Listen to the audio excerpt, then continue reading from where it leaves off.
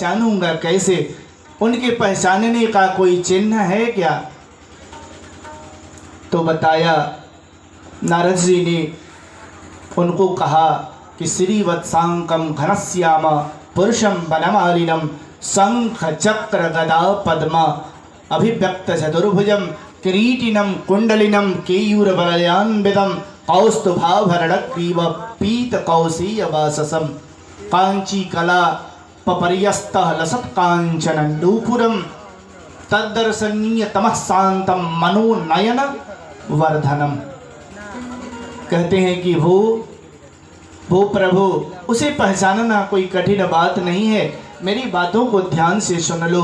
श्रीवत्सांकम घनश्याम, वो सांवला है, उसका स्वरूप बादल की तरह सांवला है। श्रीवत्सांकम घनश्याम पुरुषम वनमालिनः, वो वनमाला धारण करता है और अपने 4 हाथों में शंख चक्र गदा पद्म धारण करता है, किरीट धारण करता है, कानों में कुंडल धारण करता है, केयूर का माला धारण करता है, कौस्तुभ मणि का माला धारण करता है और वो पीत वस्त्र भी धारण करता है, पीतांबर धारण करता है, पीत कौशीय वाससम, और पैरों में पाजेब धारण करता है, कमर में करधनी धारण करता है। ऐसा उस प्रभु का रूप है, इतना सुंदर उसका रूप है। दर्शनीय तमः शांतम मनोनयन वर्धनम, ऐसा स्वरूप है उस प्रभु को। देखते ही इस सृष्टि में उतना सुंदर कोई पुरुष नहीं है। अगर वो दिखाई दे जाए तो अपने आप तुम समझ जाओगे कि यही भगवान हैं। इस तरह उन्होंने उपदेश किया और उसके कानों में एक मंत्र दिया, ओम नमो भगवते वासुदेवाय। ये मंत्र दिया नारद जी ने कि जाकर के तुम इस मंत्र का अनुसंधान करना, इस मंत्र का जप करना, भगवान के गुणानुवादों को मन में धारण करके, उनके स्वरूप को अपने मन में धारण करके ध्रुव जी वृंदावन मधुबन में पहुंचते हैं और तपस्या करने के लिए बैठते हैं और नारद जी के दिए हुए वचनों को, मंत्रों को बार बार उच्चारण करते हैं। तो हम लोग भी भगवान के उस मंत्र का थोड़ा उच्चारण कर लेंगे। ओम नमो भगवते वासुदेवाय, ओम नमो भगवते वासुदेवाय, ओम नमो भगवते वासुदेवाय, ओम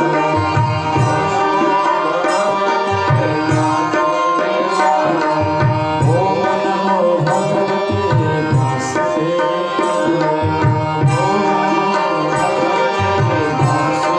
ओम नमो भगवते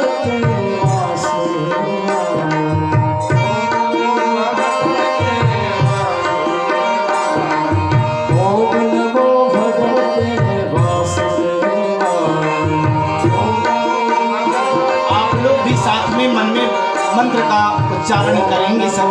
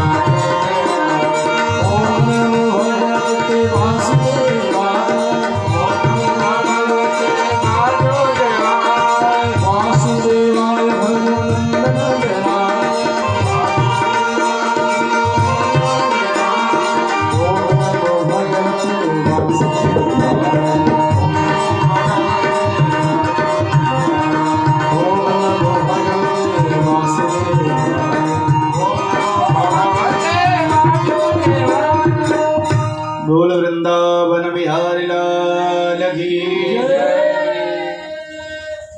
इस तरह ध्रुव जी भगवान का भजन करने लगे, उनके मंत्र का जप करने लगे, बड़ी लगन के साथ, बड़ी आदर के साथ भगवान के चरणार बिंदु को अपने मन में धारण करके 3 दिनों तक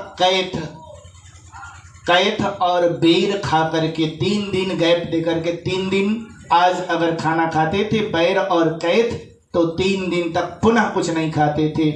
इसी तरह कभी पत्ता खा करके कभी जल पी करके ऐसे करते करते 5 महीना व्यतीत हुआ।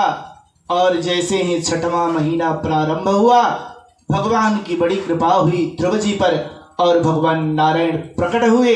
और प्रकट जब उनके हृदय में प्रकट हुए तो उस समय ध्रुव जी अपने हृदय में अपने श्वास जो अपने प्राण वायु है, अपने प्राण वायु को रोक करके भगवान के उस चतुर्भुज रूप को निहार रहा था। भगवान का वो चतुर्भुज रूप ध्रुव जी के हृदय में विराजमान हो चुका था। और जब भगवान पर ध्यान गया तो और उनका ध्यान गहन हो गया। और इस गहन ध्यान के वजह से उन्होंने अपने श्वासों को रोक दिया था। पूरे ब्रह्मांड में हलचल मच गया। सभी देवता लोग त्राही त्राही करने लगे, दौड़े दौड़े ब्रह्मा जी के पास गए, ब्रह्मा जी से कहा। ब्रह्मा जी ने कोई उपाय नहीं बताई। भगवान कहते हैं जाकर के भगवान के पास ब्रह्मा जी के साथ सभी देवता गए भगवान नारायण के पास और कहते हैं कि नैमं विदामो भगवान प्राणरोधा चराचरस्य अखिल सत्पधाम्ना विदेहि तन्नो बृजनाथ विमोक्षा प्राप्ता वयं त्वां शरणं शरण्यं। हे प्रभु, पूरी सृष्टि की प्राणवायु रोधित हो चुकी है। ऐसा प्रतीत हो रहा है कि क्षण भर में सारी सृष्टि समाप्त हो जाएगी। अतः कृपा करो, हम सब आपकी शरण में हैं। प्राप्ता वयं त्वां शरणं शरण्यं, हम आपकी शरण में हैं, कृपा करो हे प्रभु। तो भगवान ने कहा कि आप लोग निश्चिंत होकर के अपने अपने स्थान को प्रस्थान करो। वो बालक मेरे लिए तपस्या कर रहा है।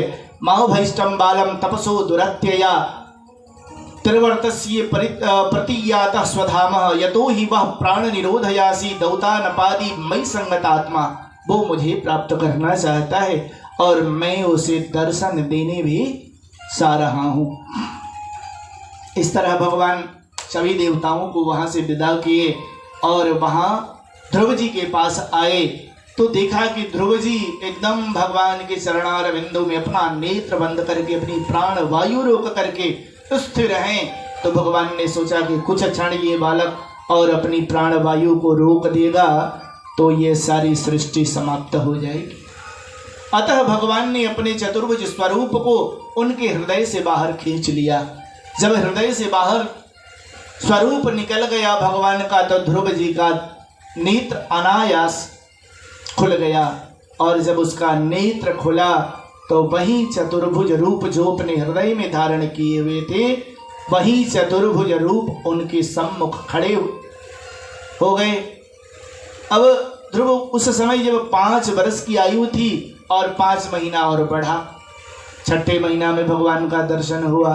तो बताइए वो बालक जानता क्या होगा। मन कर रहा था ध्रुव जी का कि मैं भगवान की प्रार्थना करूं, लेकिन उसके मुख से कोई वाणी नहीं निकल पा रही थी। तो भगवान ने भक्त की बात को समझा और अपने पांचजन्य को उनके कंठ में स्पर्श कराया और पल भर में सारे शास्त्र पुराण उपनिषद ये सब उन्हें कंठस्थ हो गए। और जब ये कंठस्थ हुए तो ध्रुव जी ने भगवान से प्रार्थना किया कि जोन्तः प्रविश्य मम वाचमिमां प्रसुप्ता संजीवयत अखिल शक्तिधर स्वधाम्ना अन्यश्च हस्तचरण शृण्वत्वगादिं प्राणान् नमो भगवते पुरुषाय तुभ्यम्। कहा कि हे प्रभु, आप अंदर भी हो और बाहर भी हो, ये सृष्टि आपसे है और आप ही सृष्टि के पालक, सृष्टि के विस्तारक और सृष्टि के संहारक हो। हे प्रभु, प्राणान् नमो भगवते पुरुषाय तुभ्यम्। हे परम पुरुष भगवान, हम आपकी शरण में हैं, हम आपको प्रणाम करते हैं। कोई भजन हो तो गाइए, कोई भी कर लो, नारायण से प्यार है, चलिए कोई भी गाइए, भक्ति परक कोई भी भजन। राम नाम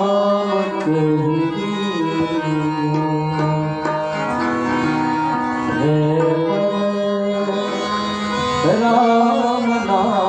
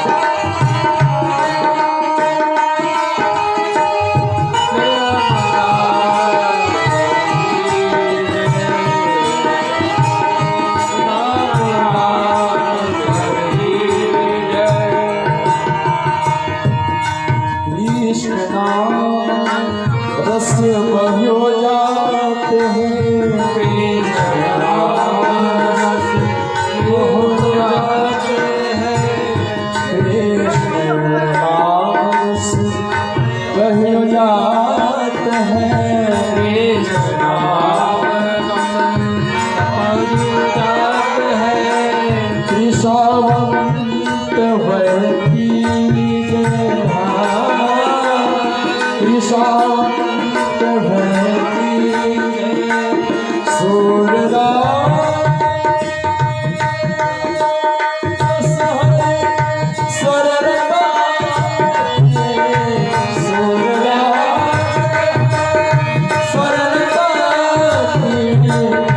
जन्म सफल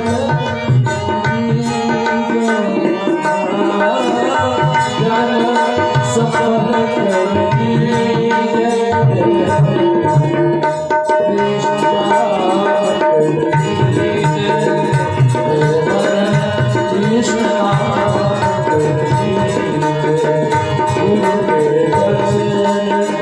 अटल के अटल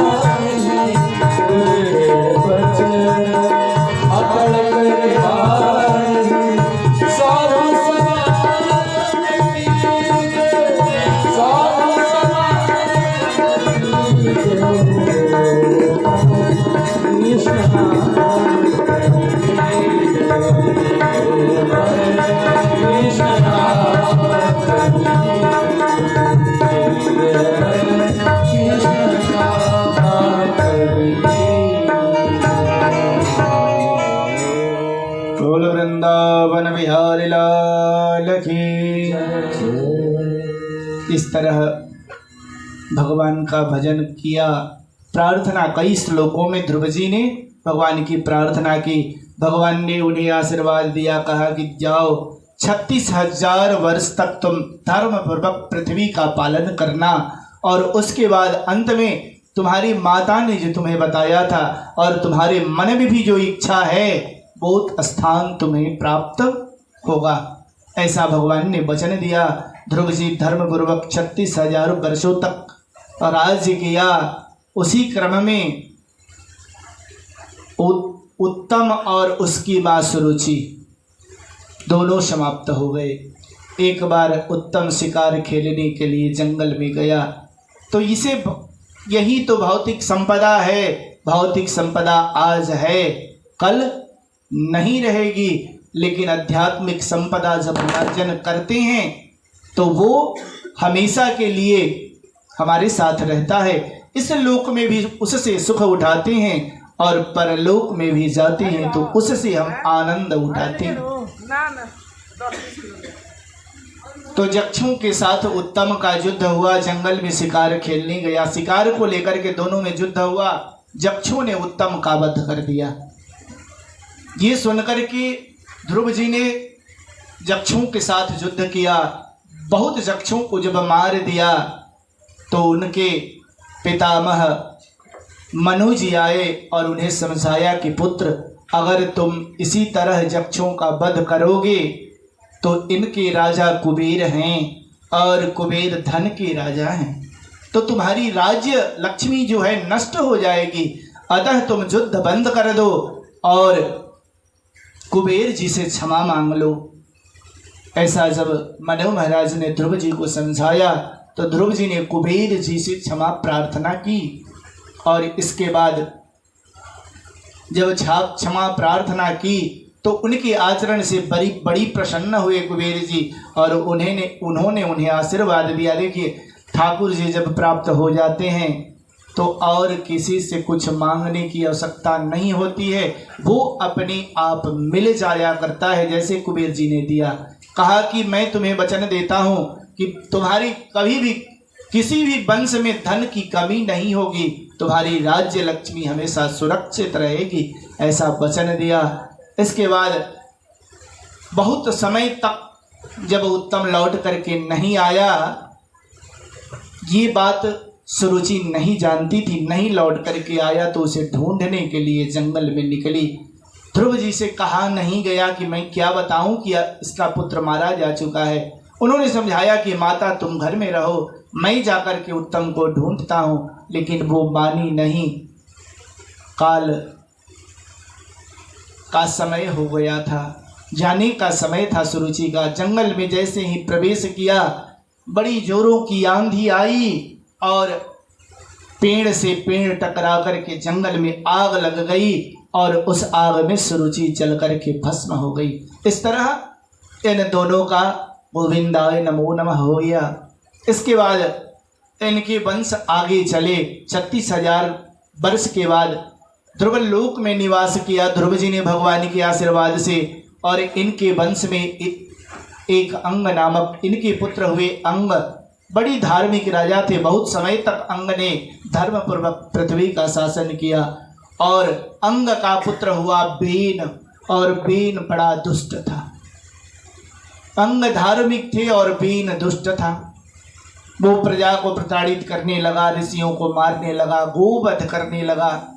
ये देख कर के ऋषि महर्षि त्रस्त हो गए, चिंतित हो गए कि ये तो इतना अत्याचार कर रहा है कि इससे कैसे जान बचाई जाए। अंत में सभी ऋषियों ने बैठ कर के विमर्श किया और मंत्रों की शक्ति से बेन का वध कर दिया। बेन का वध होने के बाद उसके शरीर का मंथन किया।